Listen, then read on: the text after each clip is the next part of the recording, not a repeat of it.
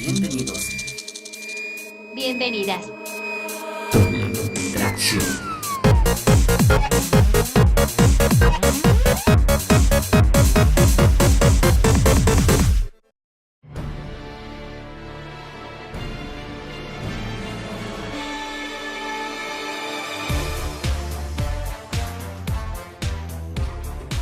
Digan hola, es lo que dicen los Teletubbies, así que hola gente, bienvenidos y bienvenidas a la doble tracción, el espacio de periodismo tan bueno que da risa que ya no es de la Federación de Estudiantes de la Universidad de Costa Rica.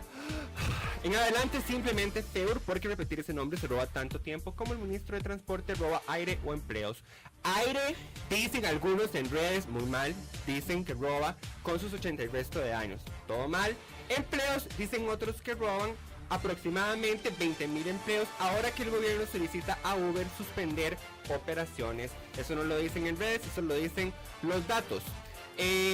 Dado que son 20.000 los usuarios que están suscritos como socios conductores en Uber.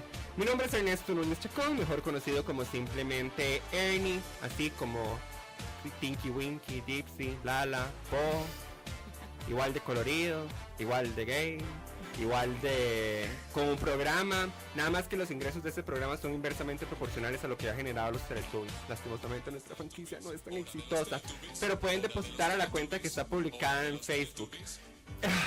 Mentira, ni cuenta tenemos.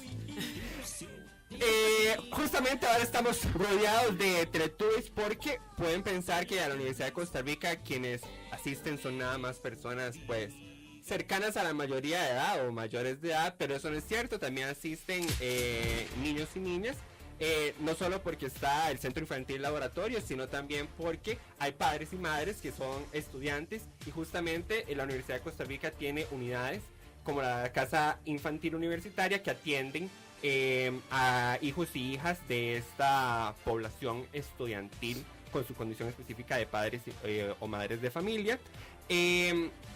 La Casa Infantil Universitaria lo que atiende son niños y niñas menores a los 3 años y 7 meses. Son niños que en su mayoría están pues en etapa de lactancia. Y en estos momentos en la Universidad de Costa Rica lo que hay son 2 casas infantiles. Una desde 2004, aquí en la sede de Rodrigo Facio, y otra desde 2007. En 2008, por dicha aquí tenemos a la más en este tema, ahorita se las presentamos. Desde 2008 en la sede de Occidente. En las otras sedes hasta el momento todavía no hay ninguna casa infantil, y también según me han indicado pues no se conoce por ahora ni de ninguna propuesta para desarrollar una casa infantil en estas otras sedes regionales de la Universidad de Costa Rica. ¿Cómo ha evolucionado el servicio de la tasa de respuesta de la Casa Infantil Universitaria? Bueno, en los últimos 5 años se ha mantenido en promedio la atención alrededor de 70 padres o madres de familia estudiantes. 60, no, pero eso sí lo dije bien, ya, no me mate. 60. Y también han tenido, la mayoría de las solicitudes han sido aprobadas. Incluso este año, desde los últimos 5 hasta el momento, es donde se han aprobado el 100% de las solicitudes que se han recibido. Por otro lado, en otras áreas hay cosas que todavía tienen, pues presentan limitantes, como son los horarios. Los horarios en estos momentos atienden hasta las 5:30 de la tarde. Y también pues está lo que dijimos al inicio, que es lo de la edad. Más allá de 3 años y 7 meses, el niño o niña no está elegible para la atención de estos servicios. Esto eleva muchas preguntas, por ejemplo, ¿cómo hacen los padres y madres estudiantes que están en sedes donde no hay casas infantiles? ¿Qué está haciendo la FEUR para atender a esta población? Occidente es la única sede con casa infantil gracias justamente a una propuesta presentada por padres y madres estudiantes. Entonces uno se pregunta, bueno, ¿ha presentado la federación u otra representación estudiantil alguna propuesta al respecto? Y otras es, ¿por qué la condición de madre o padre no es un criterio a la hora de la asignación de beca socioeconómica?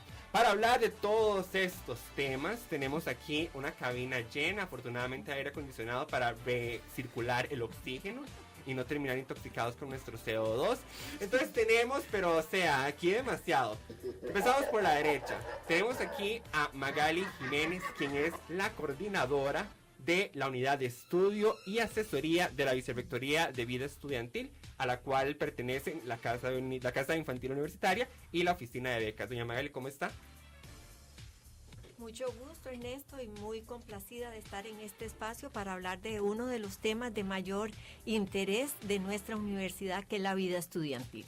Un gusto tenerla. También otro crédito de ella es que fue ex asesora mía, pero eso es otra historia. En un momento en el pasado donde quisieron quitarme la licenciatura. Tenemos por otro lado a una ya esta persona deberíamos poner un retrato aquí como la persona más invitada a la doble tracción. Doña Anabel León, directora de la Oficina de Becas. Dije directora suprema, pero dice que lo de suprema sobra. Pero bueno, acéptelo una vez, doña Anabel, ahí. Doña Anabel, ¿cómo está? Ahí acérquense el micrófono porque estamos cortos. Buenas tardes, muchas gracias por la invitación y muy motivada de poder compartir con ustedes este tema tan importante desde la vida estudiantil. Por otro lado, tenemos a quien presentamos al inicio como la más, doña Milagros Jaime, quien es la directora de la Casa Infantil Universitaria aquí en la sede Rodrigo Facio. Doña Milagros, ¿cómo está? Muy bien, muchas gracias por la invitación y muy contenta de estar aquí acompañada de todos sus invitados. Doña Milagros reaccionó como con una cara de que no soy la más, pero imagínese que cuando, antes de que usted llegara, los estudiantes dijeron, ya llegó Milagros, y yo como, no que yo sepa, y ellos me dijeron, si hubiera llegado ya usted sabría. Vea usted, Okay. Vea usted. Yo les dije, ¿pero por qué? Porque es como maléfica o algo así. Y me dijeron, no, porque es como toda, como una presencia así. Ve, todo bien. Después los puede interrogar. ¿Verdad? Para ver hasta dónde llega eso de la presencia, porque está muy místico, ¿verdad? Y bueno, tenemos por supuesto a los protagonistas de esta población estudiantil, que son los madres y padres, que son estudiantes. Juepucha, ahora sí. Ya tenemos aquí a la izquierda, tenemos a Andrés Fernández. Aquí vamos pasando el micrófono. Andrés Fernández, acérquense. Sí. Andrés, ¿cómo está? ¿De trabajo social? Sí, exactamente, de trabajo social, mucho gusto y muchas gracias por la invitación. Y recientemente fue nombrado presidente de la Asociación Estudiantil de Madres y Padres de Familia. Bueno, eso lo agregué. Ya era muy largo. Ya lo vamos a ver bien, ya lo vamos a hablar bien. Por otro lado, también tenemos a Melissa Barbosa, estudiante de diseño gráfico y también madre. ¿Cómo estás? Hola, ¿cómo está? Y gracias por la invitación, pura vida. Muy bien, ya me empezó a hablar de usted. Ay, sorry. ¿Quieres más formalidad? No. Está bien, señorita. Puede pasar el micrófono a su compañera de al lado. Muchas gracias, muy amable. Y por otro lado, también tenemos a Erika de la Paz, que es estudiante de filología clásica. Española. ¡Ay, Dios mío! Casi, de filología española. Y también tengo entendido que es una de las que ha encabezado pues la organización de esta población para lograr impulsar cambios que sean acordes a sus necesidades. Erika, ¿cómo estás? Pura vida, muchas gracias por invitarme y sí, efectivamente estoy de bombeta desde el inicio. Muy bien. Con esa bombeta vamos a cerrar.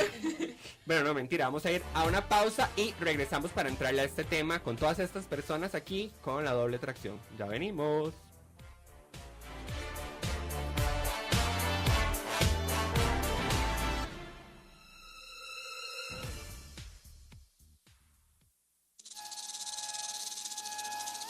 Bienvenidos.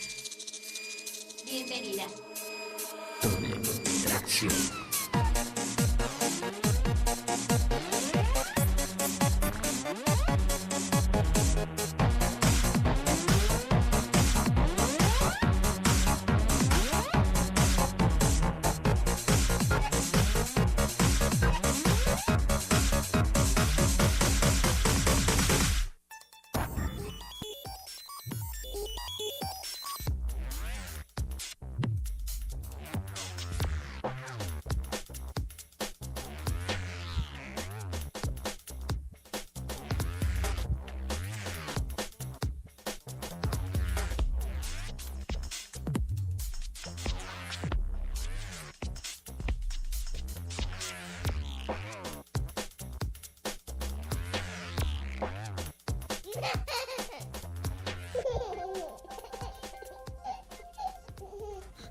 Estamos de vuelta en la doble tracción, donde vamos a entrarle al tema de padres y madres estudiantes aquí en la Universidad de Costa Rica. Estamos con cabina llena, como dijimos al inicio, con representantes de pues Vicerrectoría de Vida Estudiantil, Oficina de Becas, Casa Infantil Universitaria y por supuesto pues los protagonistas de este programa, que son estudiantes, madres y padres de familia.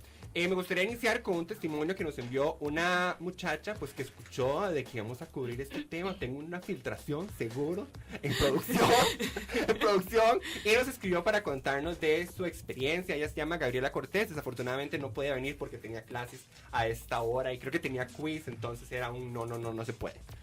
Ella dice: hola, me gustaría aportar mi experiencia de 2 años utilizando la casa infantil universitaria. El servicio que brindan es primordial para las madres y padres estudiantes, además de ser excelente. Oiga usted, doña Milagros, excelente. Sin embargo, el mayor problema que tenemos son los horarios de cuidado, que son limitados. Dependen de las horas de clases, las horas que uno matriculó. Y también que el cuidado termina a las 5:30 p.m. Ya vemos mamás y papás que tenemos horarios a partir de las 4. Lo que dificulta nuestra asistencia, o como en mi caso, que tengo que llevar a mi hijo de 3 años a 2 clases este semestre. Y esto lo tengo que hacer si quiero cumplir con el plan y no atrasarme. Con becas, ellos dicen que el tema es otro, porque básicamente no importa si tenés un hijo o no. Incluso una funcionaria llegó a cuestionarme, y cito, ¿cómo mantiene a su hijo solo con la beca?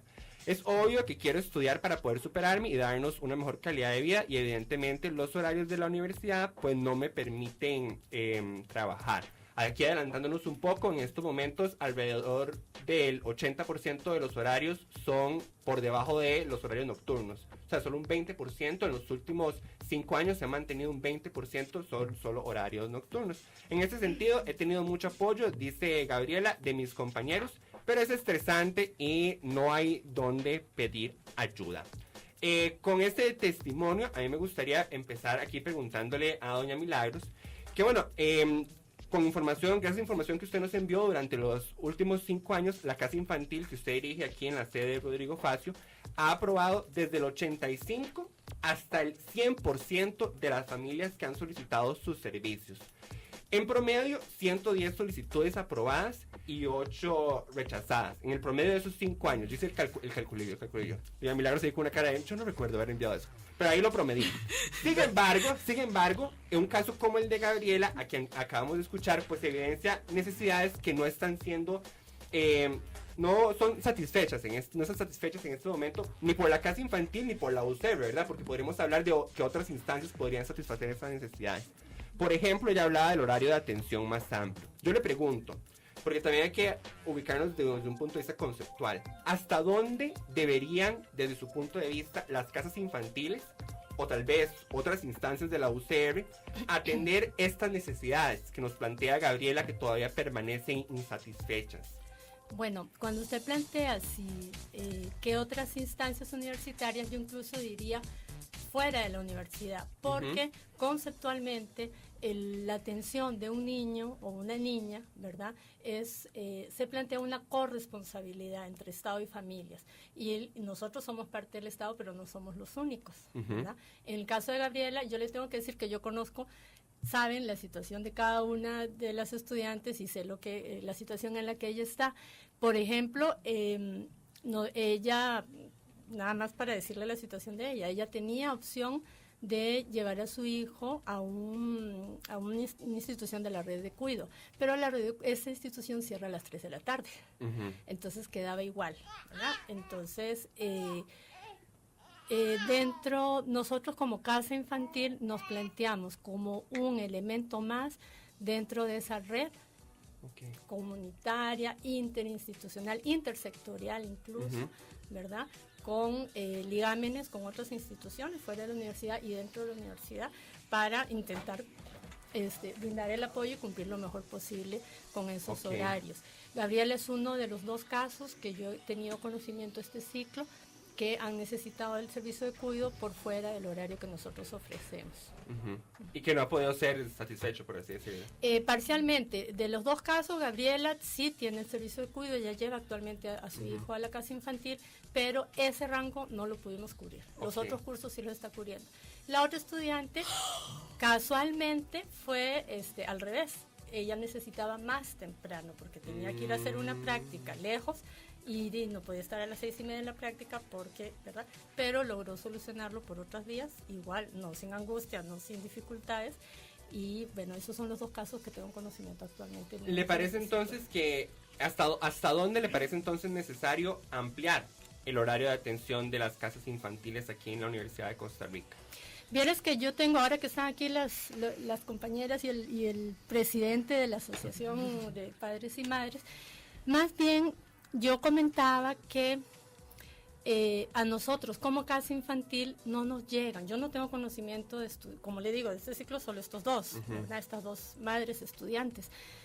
A mí no me llegan, yo no tengo conocimiento de cuántos necesitan un servicio, por ejemplo, en la noche o al rato más temprano, como esta otra muchacha. Pero puede haber un sesgo muy importante, no llegan porque saben que no tenemos el servicio y no lo piden. Pero yo creo que justamente a través de la Asociación de Padres y Madres Estudiantes podríamos tener un acercamiento a conocer esa realidad. No sé si solo eso es el único tema, ¿verdad? O ni siquiera sé si es el prioritario, habrá que ver la agenda de ustedes.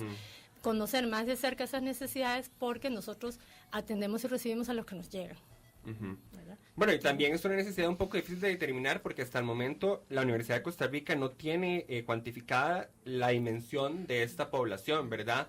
O sea, en estos momentos la Universidad de Costa Rica no puede decir a ciencia cierta cuántos son los estudiantes con condición de padre o madre. Digamos, el único dato que tenemos es el dato que nos brindan las casas infantiles, que es ya de la gente que, como usted bien dijo, claro, llegó. No, las casas infantiles, más bien todo lo contrario. Por lo menos la casa infantil de Rodrigo Facio, hemos hecho intentos por saber cuál es la totalidad de la población, de toda la población de estudiantes, padres y madres, incluso de otras edades, ¿verdad?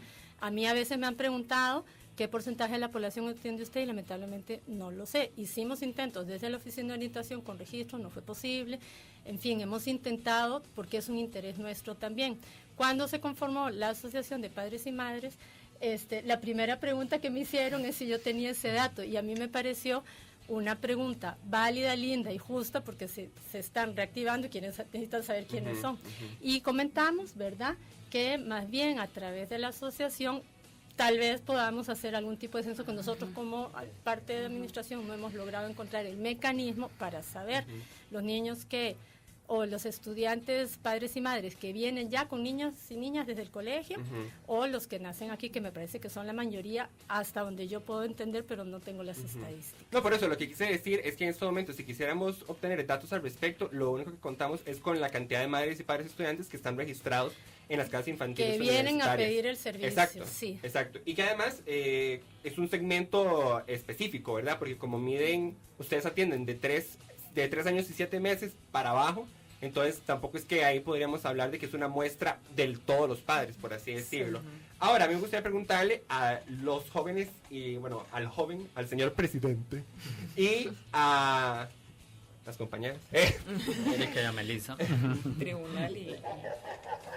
Que, digamos, según el censo del 2000, o sea, nada más en el 2000, estas cifras han variado, lastimosamente el INEC no nos actualizó las cifras a la actualidad.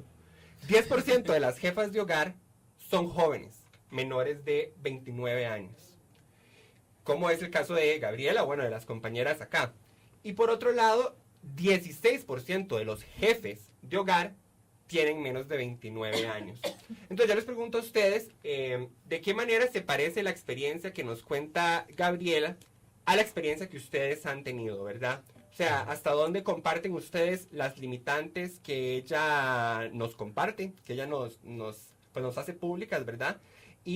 O hasta dónde también las han contemplado, porque el hijo de ella tiene 3 años, o sea que está próximo a ya no ser elegible. En el caso de ustedes, son niños más jóvenes, por lo menos de el señor presidente y de Fabiola. Uy, ya, Melissa. Ya me lo tatué, ya me lo tatué. Ok. Pero ¿hasta dónde comparten la experiencia de Gabriela?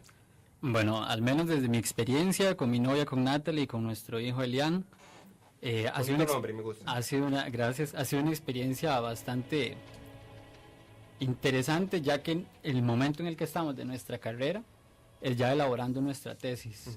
Entonces, no tenemos establecidos cursos, pero sí estamos asistiendo constantemente y lo justificamos, que si yo, con cartas y todo eso, para poder hacerlo, porque si no, de otra manera no nos podríamos apoyar. Y aunque nos cuesta y aunque ahí vamos, la idea es, y la intención es que él siga asistiendo a la casita y ese tiempo nosotros lo distribuimos para trabajar lo más posible para poder terminar esa tesis y ya por ahí estar terminándolo todo ya de una vez con la U. Ok. Melissa, ¿qué pensás vos de la limitante que plantea Gabriela sobre horarios? Por ejemplo, vos en algún momento vas a ser una Gabriela en el sentido de que tu hijo ya va a estar por fuera de la elegibilidad para los servicios de la casa infantil universitaria. ¿Qué pensás de eso? ¿Es necesario ampliar cobertura? ¿Hasta dónde lo ves como un requisito que debería salir de la universidad? ¿O ves que deberían otras instancias participar de esto dentro o fuera de la U? Sí, bueno, en mi caso, yo ahorita estoy llevando un curso en la noche, entonces, como dice doña Milagros, o sea, yo no lo digo porque sé que no hay cuido, entonces, sí, bueno, en mi caso, bueno, yo estudio diseño gráfico, gracias a Dios, pues, de mi facultad, pues, sí me han dado mucho apoyo de parte de los profesores y puedo llevarla a clases, entonces, que en algunas ocasiones, pues, hay compañeros que estudian diferentes carreras en donde tienen que asistir a laboratorios y demás, y es imposible llevar a un niño, y también es sumamente peligroso también a nivel de institución, digamos, el cuidado del niño, llevarlo a clases, digamos, porque se la están jugando de cierta manera. Yo, bueno, ahorita... Bueno, más en artes, porque ese edificio... Sí, de paso, o sea, lo digo, ¿verdad? Sí, está cayendo, pero bueno... Sí. Es otro tema. Ajá. Entonces, sí, en mi caso, yo ya estoy finalizando bachillerato, es mi último semestre de bachillerato y estoy iniciando tesis también, ya la licenciatura. Son cursos que por ser licenciatura son en la noche. Entonces, bueno, en mi caso, pues sí tengo familia aquí en San José, pero como el caso de Gabriela, de Guanacaste, hay mamás y papás que están aquí alquilando solas. Y no tienen familia en San José, entonces el cuido, digamos, es casi que imposible. Yo pues ahí medio me la juego con algunos familiares cuando se puede y cuando no, porque cuando a vos te chocan los cursos, cuando por ejemplo yo termino mi curso los lunes a las 5 de la tarde, 4:50 y entro a las 5. Entonces no tengo opción de ir a dejar a mi hija con algún familiar o algún amigo o algo así y entrar a la clase a las 5 de la tarde, digamos. Entonces sí son limitantes que pues a uno, como dice Andrés, hay que como jugársela e ir acomodándose, digamos, también. Okay. Erika, doña Milagros nos planteaba pues que antes de hablar, bueno, que la Casa Infantil Universitaria en estos momentos pues no es de su conocimiento que hay una demanda por ampliar el servicio a los horarios nocturnos. Y que por lo tanto pues habría que tener primero esa información para tomar una decisión. ¿Hasta dónde estás vos de acuerdo con ella sobre ese aspecto? ¿O te parece que más bien lo que ha hecho falta es justamente que la universidad cuantifique a esa población y que mida a esa población? Ok, yo creo que en cierta Acércate al micrófono porque si no vas a ser Ok, listo. invisibilizada. Otra vez, no. Hemos revivido un trauma. Bueno, creo que es un 50-50 realmente, porque si bien es cierto, la comunidad universitaria en esos momentos no tiene los datos, cuando uno ingresa a la universidad le piden sus datos personales y excluir a un hijo es, básicamente si lo estás excluyendo de tus datos personales es como que no sos padre, ¿verdad? Porque también habrán casos de padres que en casos de abandono. Sin embargo, yo creo que la U tiene esos datos ya y es probable que ellos puedan decirle a los estudiantes, bueno, cuando uno va a becas a uno le piden la información del grupo familiar. Y no vas a decir, bueno, vivo con mis papás y tenés un hijo de menor de edad y no lo vas a poner. Ahí está, por ese lado, creo que de la parte institucional sí se puede hacer un esfuerzo.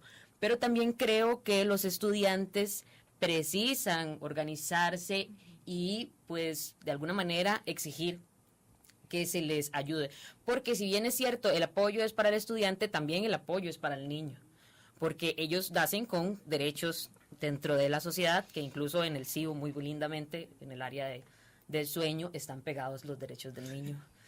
Entonces, creo que el país en general olvida a la población en preescolar. Y ahora, si bien es cierto, es obligatorio que los niños ingresen a las aulas desde los 4 años, siento que para un padre o madre, y indiferentemente si es estudiante o no, es todo un reto esto de que me cuiden a mi bebé, porque no es solo el hecho del cuido, que es una de las cosas que debo reconocerle al CIU. El CIU no solo los cuida, el CIU les ayuda, les aporta, hay atención psicológica, hay una enfermera, de todo tipo. Y para uno ha sido el super apoyo.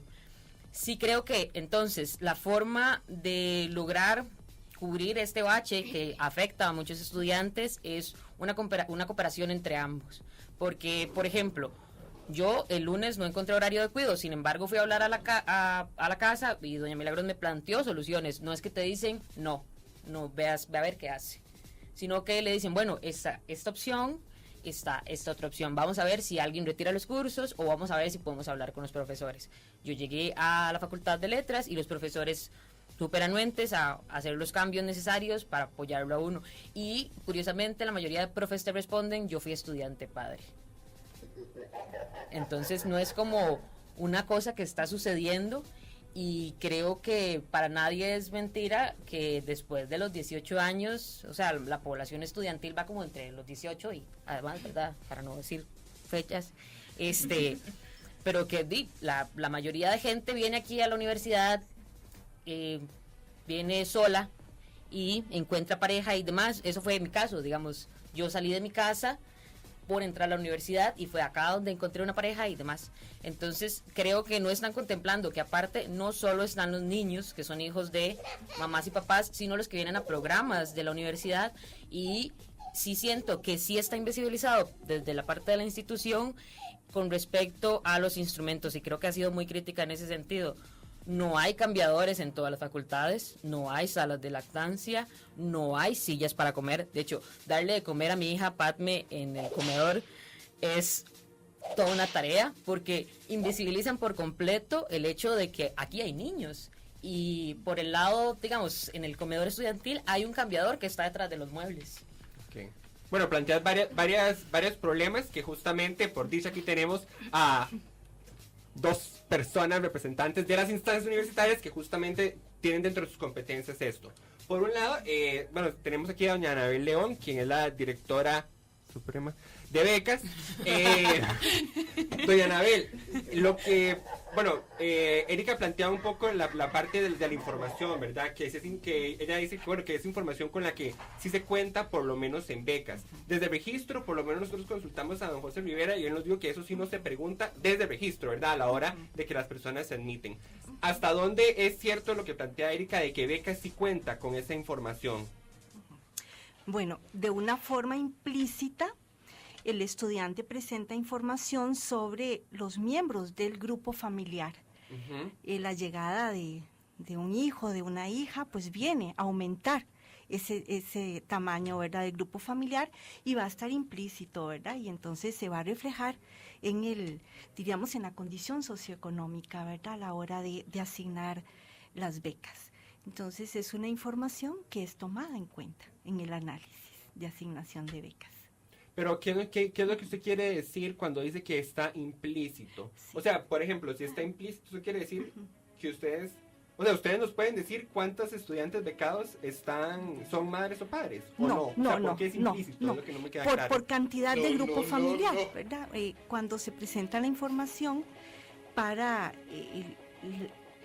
establecer el índice socioeconómico, el estudiante presenta, por ejemplo, ¿verdad?, cuáles son los ingresos que posee la familia, y también va a presentar la información sobre el número de miembros que hay en el grupo familiar. Los hijos e hijas, ¿verdad?, vienen a formar parte de ese componente y de ese grupo familiar, que entonces los recursos que percibe la familia van a ser, ¿verdad?, utilizados o distribuidos en todos los miembros del grupo familiar, ¿verdad? De ahí que entonces esto va a ser contemplado a la hora de asignar la beca socioeconómica, ¿verdad? No como una estadística que llevemos formalmente establecida, ¿verdad?, sobre cuál núcleo familiar se compone o está reflejando que el estudiante o la estudiante tenga hijos, ¿verdad? Pero sí forma parte de ese componente del grupo familiar. Ok, entonces cuando usted nos dice que es implícito, usted nos dice porque usted puede, o sea, porque el número de personas que componen el núcleo familiar que el estudiante o la estudiante escribe en o registra, que presenta. uno podría deducir a partir de eso que la persona pues tiene cierta, podría tener una condición de padre o madre. Sin embargo, usted o sea, pero el estudiante no registra concretamente yo soy madre. Como o yo una soy padre. estadística, ¿verdad? O una variable que estemos llevando de forma explícita, no. Ok, entonces antes de tirarle el churuco a doña Magali de Vicerrectoría de Vida Estudiantil, tengo otra pregunta para usted sobre eso. Porque para 2014, según la ex vicepresidenta Ana Elena Chacón, en las últimas 2 décadas, de las 14.000 jóvenes menores de 19 años que quedaron embarazadas por año, solo 1.300 volvieron al sistema educativo. Y esto es una de las principales causas de la pobreza extrema. En aquel momento, en 2014, el 80% de las jefaturas de familia a las que el gobierno estaba sacando de la pobreza extrema eran mujeres. Entonces, doña Anabel, dado que un embarazo joven es un factor de deserción escolar y por ende de vulnerabilidad socioeconómica, ¿por qué no es un factor que Becas considera explícitamente al asignar becas socioeconómicas? Sobre todo porque los jóvenes entre 15 y 24 años son la población más propensa, son la población con más embarazos, y esa es justamente la población universitaria. Sí. La condición socioeconómica de una familia pues va a estar determinada entonces por las posibilidades, ¿no?, que tenga esta familia para cubrir sus necesidades, incluso, ¿verdad?, ya en la vida académica, para que el estudiante pueda cubrir las necesidades que surjan, ¿verdad?, de la vida universitaria. No hay una relación directa, ¿verdad?, en pensar en que un estudiante que vaya a tener un hijo vaya a estar ligado a una relación de pobreza, ¿no?, medido como tal, ¿verdad?, como una dificultad económica. O sea, no quiere decir que entonces una persona, por ser padre o madre, ya está, ¿verdad?, inmerso en las líneas de la pobreza o de la pobreza extrema. Esta va a aparecer si los recursos que tiene la familia van a marcar un ingreso per cápita que está dentro de estas líneas de la pobreza, ¿verdad? Entonces, claro, si hay una condición familiar, ¿verdad?, trazada ya en una situación de línea de la pobreza, pues claro que se va a reflejar, ¿verdad? Y va a estar entonces este nuevo miembro de la familia, ¿verdad?, también reflejándose en esa condición de la distribución de los recursos, y ahí sí va a impactar, ¿verdad?, en la condición socioeconómica. Por eso es que no es una variable que esté ligada directamente a la condición de pobreza, ¿verdad? Todo depende de las características, del perfil que tenga esa familia y desde el potencial de ingresos que pueda percibir, ¿verdad? Muy ligado muchas veces a los niveles de escolaridad que se presenten en la familia, ¿verdad?, a las condiciones de empleo que tenga la familia, a las posibilidades de generar ingresos o solvencia, ¿verdad?, O sea, dentro del patrimonio familiar. Usted se diría que, digamos, que usted reconoce que ese es un factor de vulnerabilidad. De vulnerabilidad, pero que no es un contemplado. indicador de que la persona tenga una condición socioeconómica Sí. X. Ligado a una condición de pobreza, Ok. ¿verdad? Porque eso ya tiene, la condición de pobreza tiene que ver con las posibilidades de generar recursos en la familia, ¿verdad? Posibilidades de empleo, las características de este empleo, ¿verdad? Entonces, claro, como lo decía al principio, un nuevo miembro en la familia pues viene a aumentar el tamaño de la familia, viene a demandar esos recursos que se perciben, ¿verdad? Si la familia tiene una condición, ¿verdad?, o el núcleo a donde pertenezca el estudiante o el estudiante, padre o madre, tiene condiciones, ¿verdad?, de pobreza o está trazado en estas líneas, sea de pobreza o pobreza extrema, claro que hay que, ¿verdad?, considerarlo y se va a estar reflejando. Ahora, por en esa ejemplo, Becas medición. también considera la distancia, ¿verdad? O sea, si un estudiante viene de aquí, que está así como oro, o viene de Naranjo o de fuera de la gama, etcétera. La distancia tampoco es un factor, o sea, tampoco es un indicador socioeconómico, en el sentido de que yo puedo vivir en Palmares y tener mucha plata. Y puede haber una solvencia, habría, ¿verdad?, marcar también una condición patrimonial de solvencia. Sin embargo, de la familia. por ese tipo de distancias, sí se da un dinero específico para transporte, ¿o no? Vamos a ver, cuando el estudiante ingresa a la universidad y a raíz pues de la actividad académica, debe de desplazarse cuando el centro de estudio es alejado al lugar donde el estudiante vive con su familia. Hay un desarraigo, ¿verdad?, en la condición Entonces el estudiante, se desplaza y la universidad, ¿verdad?, le viene a acompañar en esta necesidad de ubicarse, de conseguir una vivienda, incluso, ¿verdad? Tenemos el programa de residencias que también acoge al estudiante. Pero vea qué interesante, porque de la misma le pregunto yo, y doña Magali puede intervenir. Sí, no, Okay. es que más bien, Ernesto, lo que doña Anabel está señalando Bueno, es que no es por la condición de distancia geográfica como indicador en sí mismo. Ajá. Es para el estudiante que por su categoría de beca, sea 5 o 4 en el tema del transporte o la reubicación geográfica, el Consejo Universitario determinó en el reglamento que se asocia como beneficio complementario por su índice socioeconómico. No es solo porque venga de Naranjo, Atenas o Cotobruz, es porque su categoría de beca 5-4, porque en este caso el gasto de transporte o el gasto de reubicación está asociado a la actividad universitaria. No es un gasto que se le traslada a la familia, no porque el sistema de becas no toma en cuenta los gastos familiares, sino los gastos en el que debe incurrir la población estudiantil para atender su actividad universitaria, y vinculado con ello se asocia entonces todo lo que tiene que ver en el caso de quienes deben desarraigarse, porque yo le pongo este ejemplo. Si yo le cito Atenas, de Atenas hay chicos que si viven en el distrito de Barrio Jesús pueden viajar todos los días según el horario, pero si viven en Santa Eulalia o Pavas de San Isidro no pueden viajar. Eso lo tiene medido la Oficina de Becas y Atención Socioeconómica. Entonces, concluyo, no es un indicador en sí mismo el lugar de procedencia, sino que esté asociado al índice socioeconómico que lo vincula con una categoría de becas 5 o 4 que son las mayores en este Porque momento. yo ya le iba a preguntar que si de la misma manera en que se le da un beneficio, me leyó la Magali ahí como si ya sé por dónde ibas, que de la misma manera, así como se le da un beneficio complementario a estudiantes por su distancia, que por qué no se le da un beneficio complementario a estudiantes que eran padres o madres, a pesar de que ambas condiciones no son necesariamente un indicador de deficiencia, bueno, no sé si es de un nivel socioeconómico X. Pero por aquí Erika estaba reaccionando en su lenguaje corporal. Erika, ¿coincidís o no? ¿Hasta dónde coincidís? No, yo coincido con eso, pero me trajo a colación un caso que hubo el semestre antepasado con una chica que venía de largo y tenía un niño de 2 años, creo que se llamaba Tomás. Y la universidad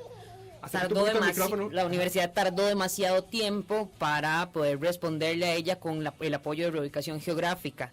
Ella tenía que vivir acá y tuvo que separarse de su hijo. No había una opción real para que los estudiantes, todavía no existe una opción real para que los estudiantes que viven fuera de la GAM y en lugares en donde no pueden viajar a diario puedan traer a sus hijos, porque de hecho el sistema de residencias no admite niños.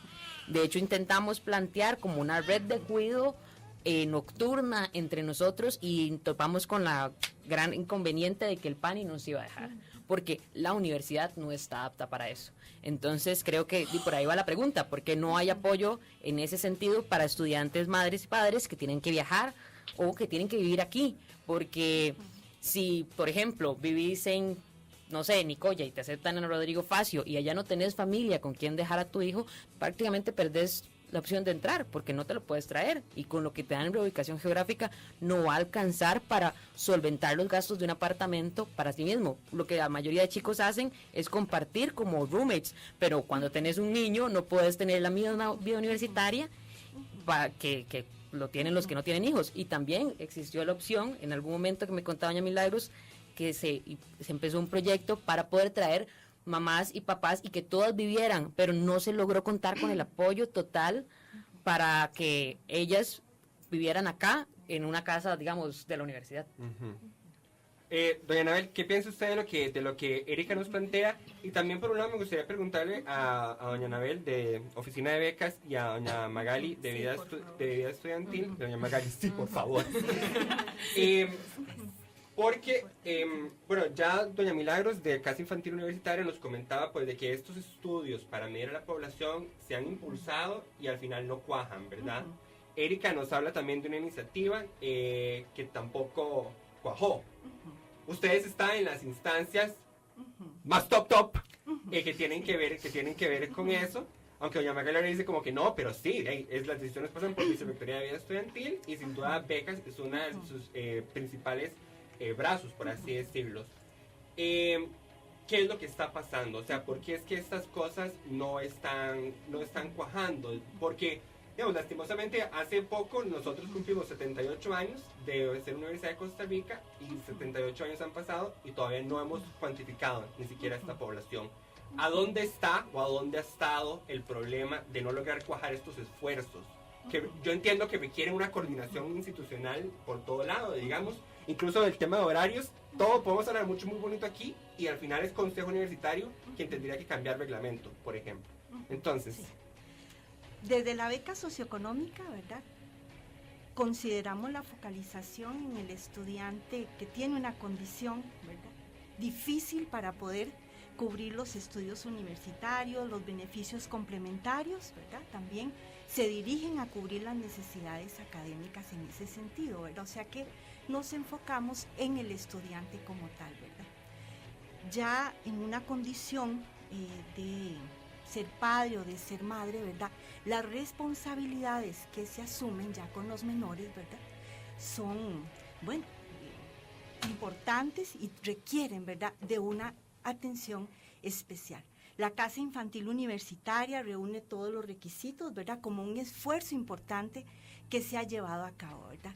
En esa línea, ¿verdad?, es que doy la respuesta y yo le pido a doña Magali que también entonces complemente desde todas estas discusiones que hemos tenido, de todo el análisis que se ha hecho en torno a esta situación. Bueno, yo voy a resumir, ¿verdad? Porque en realidad, y quiero decirle a Melissa, es Melissa, como guerrillera, es como no, tiene... a Erika y a Andrés, es que es de lo que más, por lo que más optamos en vida estudiantil, por la voz del estudiante, por la voz de la estudiante. Y para estar acá, yo les tengo que decir que desde el 85, que datan los ingentes esfuerzos por materializar el apoyo al estudiante para el cuidado de sus hijas y sus hijos, hay un documento que quiero hacer aquí honra a la persona pionera, columna, sostén, pilar de toda esta trayectoria con la Casa Infantil, que es la compañera psicóloga Mayela Zamora Cruz. ¿Verdad? Me di a la tarea, con el pedido de doña Ruth de ayer para hoy, de hacer un recuento, porque lo viví a la par de ella desde el programa desde la oficina de orientación.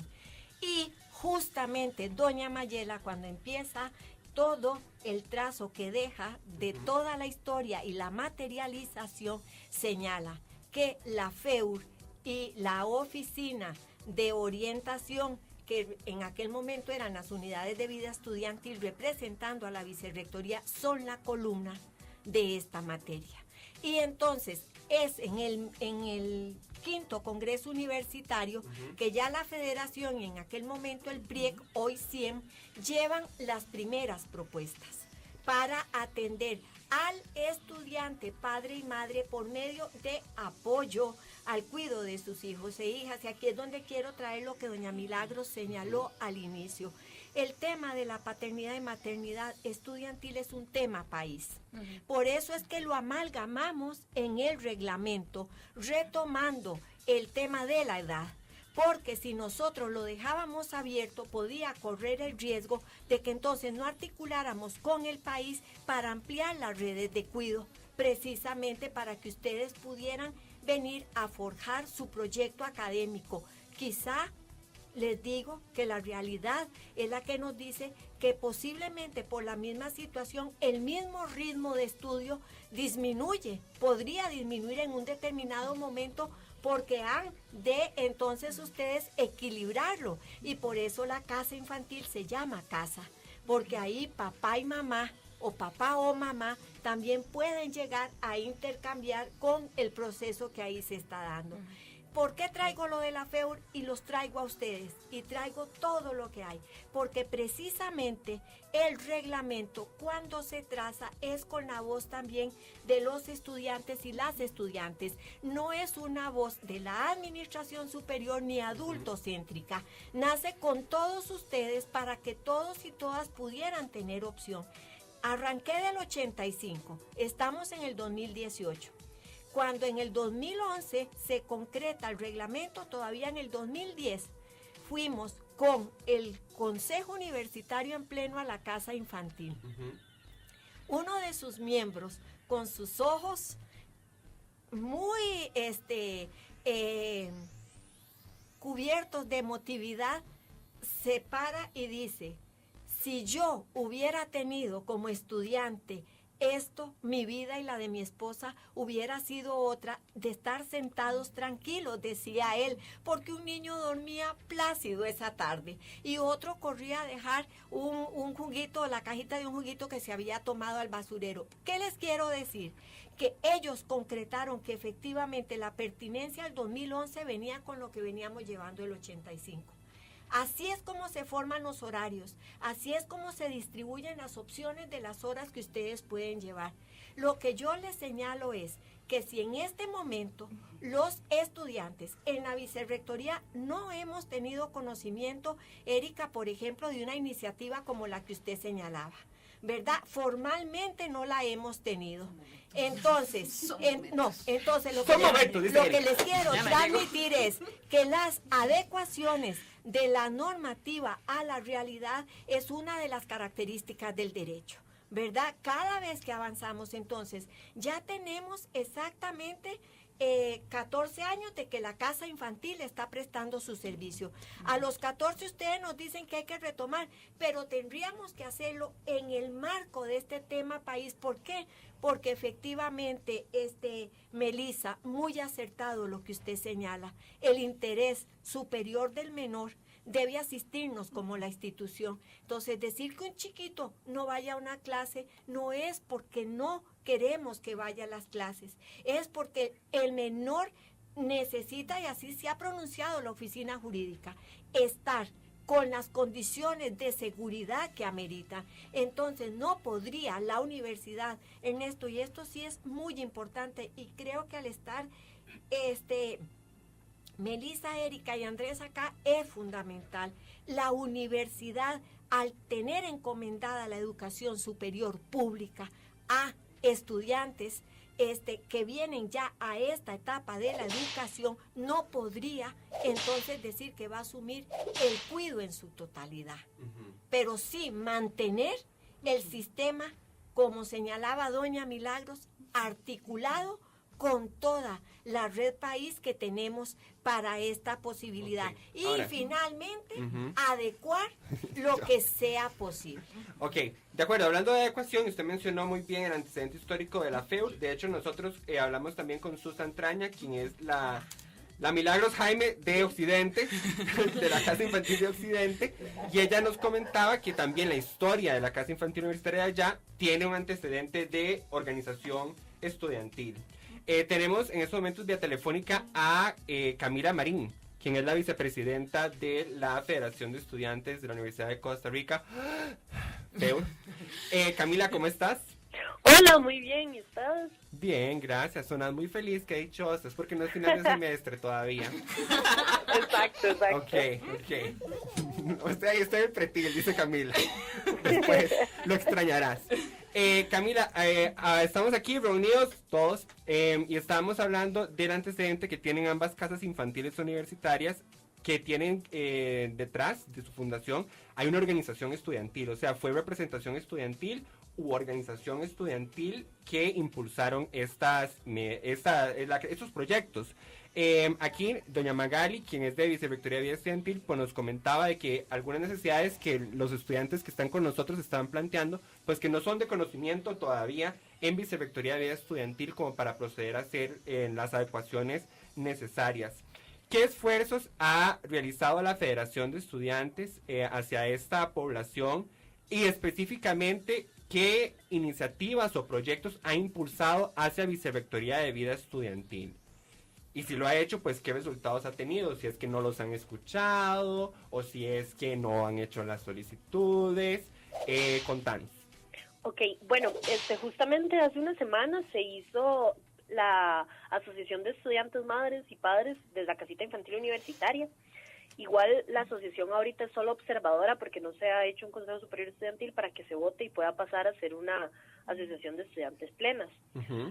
En las reuniones que hemos tenido con las mamás y con las representantes estudiantiles que están parte de la Casa Infantil Universitaria, ellos nos han comentado algunas de las problemáticas, y digamos, solo hablando de Rodrigo Facio, como el tema de que a veces los buses no los llevan por ir con los niños y niñas, o que muchas veces en la mayoría de comedores y de sodas no hay sillas. Pero nosotros desde la federación sí nos parece crucial que realmente sean ellos los que lleven la batuta de esta lucha y que nosotros les demos, por supuesto, el acompañamiento, pero sí tener muy claro que es la lucha de ellas y ellos, ¿verdad? Que ellos son los que saben mejor que nadie las problemáticas que tienen. Entonces, por ahí los hemos apoyado con esta organización, pero sí son ellos y ellas los que van a llevar esa lucha más que nosotros. Ahora, digamos, por ejemplo, aquí hemos hablado de hemos hablado de que hasta el momento la universidad no tiene cuantificada a esta población. ¿A vos te parece que si eso es así, 78 años después de la fundación de la Universidad de Costa Rica, que la federación, no necesariamente a la que vos perteneces, sino la federación en general, ha fallado en canalizar estas necesidades hacia las instancias, o que las instancias también han fallado en escuchar y tener la iniciativa para empezar a visibilizar esta población? Sí, claro, igual nos ha costado muchísimo por ese tema, ¿verdad? Como decís vos, no están contabilizados y entonces hay la casita infantil universitaria, es decir, esta asociación de padres y madres va a ser solo de la casita infantil porque no tenemos contacto con el resto de padres y madres y no tenemos forma de contactarlos, entonces también eso como que nos dificulta un poco el accionar, ¿verdad? Entonces se vuelve hasta un poco tieso porque realmente no tenemos como la forma de acceder a ellos si ellos no nos buscan. Y como decís vos también, históricamente no ha sido un acompañamiento tan bueno como para que ellos tengan intención de buscarnos. Ok, y por ejemplo, en las sedes universitarias, aquí íbamos a tener vía telefónica a una muchacha madre estudiante de Guanacaste, pero desafortunadamente no nos está contestando. Entonces, no es la primera vez que no me contestan, lastimosamente. Usualmente me pasa con hombres, pero bueno. Esa es una de las. En Guanacaste no hay casa infantil universitaria. Desde la Federación de Estudiantes han impulsado la fundación de nuevas casas estudiantiles universitarias en otras sedes, por ejemplo. No, en realidad ese es un proyecto que ahorita está súper estancado, ni en consejo. Ni en consejo universitario está la discusión tampoco, de eso estuvimos hablando y no es algo que ahorita se esté revisando. ¿Por qué? Si estamos conscientes. En realidad, para ser honesto, sí ha sido un tema de que nos han faltado estudiantes, a veces nos cuesta un poco la comunicación con sedes y recintos, creo que para nadie es un secreto. Igual ahorita solo una sede tiene y es claro que la problemática para los padres y madres que estudian es en todas las sedes y recintos, ¿verdad? No solo en Moncho, en San Ramón. Entonces, ahorita no hay ningún proyecto, pero esperamos que ahora con que se vuelva a abrir la Asociación de Padres y Madres, ellos sí puedan encabezar y les demos este acompañamiento para que se abran más sedes y vecinos. De acuerdo. Muchas gracias, Camila Marín, vicepresidenta de la Federación de Estudiantes. Nos queda 3 minutitos. A mí me gustaría aquí que Erika haga una aclaración, que de nuevo su lenguaje corporal me dijo como, oh no, eso no es así. Erika, aclaración. No, la casita, la Asociación de Madres y Padres es universitarios, de hecho se cambió el estatuto para que comprenda a todos los padres y madres con hijos menores de 12 años. Eso dice el estatuto ahorita. Okay. Y es para precisamente tener o sumar esfuerzos de todos los padres y madres y no solo los que estamos en la casita estudiantil. De acuerdo. Aclaración. Aja. Aclaración.